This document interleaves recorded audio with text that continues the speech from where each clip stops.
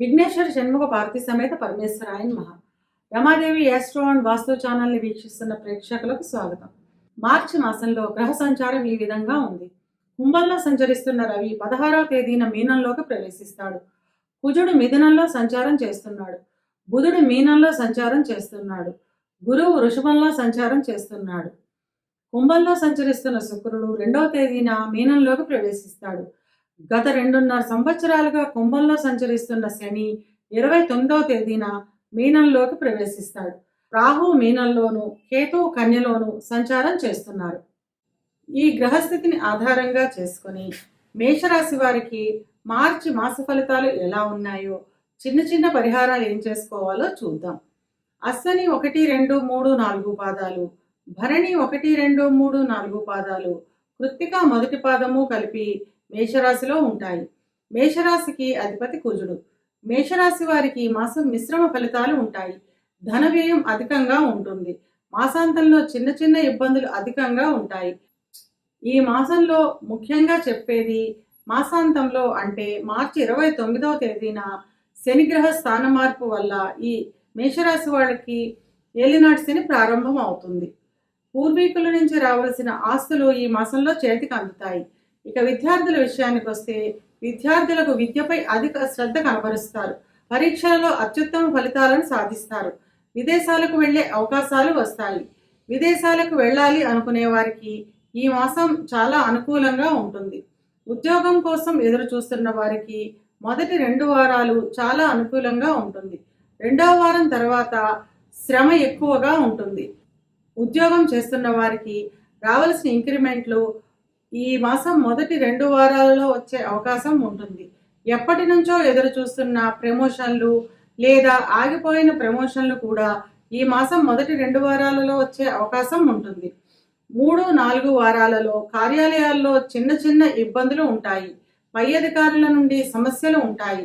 ఉద్యోగ నిమిత్తం విదేశాలకు వెళ్ళాలి అనుకునే వారికి ఈ మాసం చాలా అనుకూలంగా ఉంటుంది.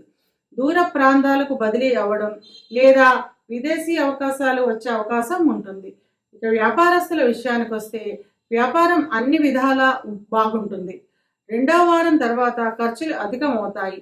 వ్యాపారాన్ని విస్తరించడం లేదా వ్యాపార అభివృద్ధి నిమిత్తం అధిక ధన వ్యయం ఉంటుంది. వివాహ ప్రయత్నం చేసేవారికి ఈ మాసం వివాహం కుదిరే అవకాశం ఉంటుంది. వివాహం అయిన వారికి కుటుంబంలో చిన్న చిన్న మాట పట్టింపులు ఉన్నప్పటికీ ఈ ఇబ్బందులను అధిగమిస్తారు.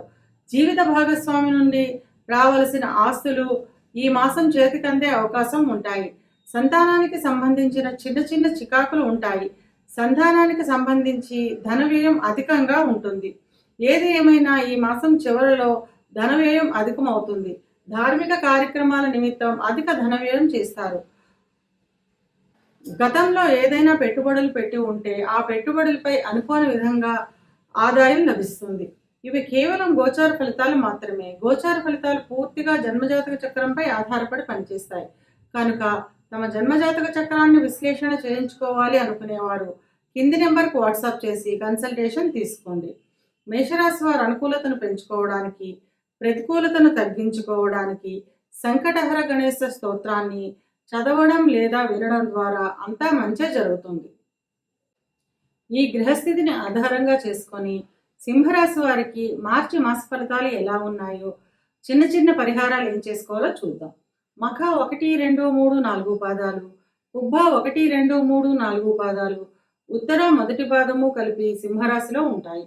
సింహరాశికి అధిపతి రవి. సింహరాశి వారికి ఈ మాసం చాలా అనుకూలంగా ఉంటుంది. కుటుంబ సభ్యులతో కలిసి పుణ్యక్షేత్ర దర్శనాలు చేస్తారు. ధన ఆదాయం అధికంగా ఉంటుంది. అంతకు మించిన ధన వ్యయం కూడా ఉంటుంది. ఈ మాసంలో చిన్న చిన్న అనారోగ్య సమస్యలు ఉంటాయి. ఉన్నప్పటికీ 2వ వారం తర్వాత ఆరోగ్యపరంగా చాలా ఆనందదాయకంగా ఉంటుంది. స్థిరాస్తులను కొనుగోలు చేస్తారు. ఇక విద్యార్థుల విషయానికి వస్తే విద్యార్థులకు ఈ మాసం చాలా అనుకూలంగా ఉంటుంది. విద్యలో చిన్న చిన్న ఆటంకాలు ఎదురైనప్పటికీ విద్య పట్ల వీరికి ఉన్న ఏకాగ్రత, ఆసక్తి వల్ల చదువులో బాగా రాణిస్తారు. అంటే విద్యలో చిన్న చిన్న ఆటంకాలు అంటే జ్వరము రావడము, ఒళ్ళు నొప్పులు రావడం ఇలాంటి ఇబ్బందులు ఉంటాయి. ఇలాంటి ఇబ్బందులు ఉన్నప్పటికీ కూడా ఎక్కువ ధ్యాస పెట్టి చదవడం వల్ల చదువులో బాగా రాణిస్తారన్నమాట. పరీక్షల్లో ఆశించిన ఫలితాలను పొందుతారు. విదేశ ప్రయత్నాలు చేసేవారికి ఈ మాసం చాలా అనుకూలంగా ఉంటుంది. అంతేకాకుండా గురువుల సహకారంతో చదువు విషయంలో ఆటంకాలన్నీ తొలగించుకోగలుగుతారు. అంటే ఇలా చిన్న చిన్న జ్వరాలని, చిన్న చిన్న ఆరోగ్య సమస్యలు రావడం వల్ల చదువులో ఆటంకాలు వస్తాయి.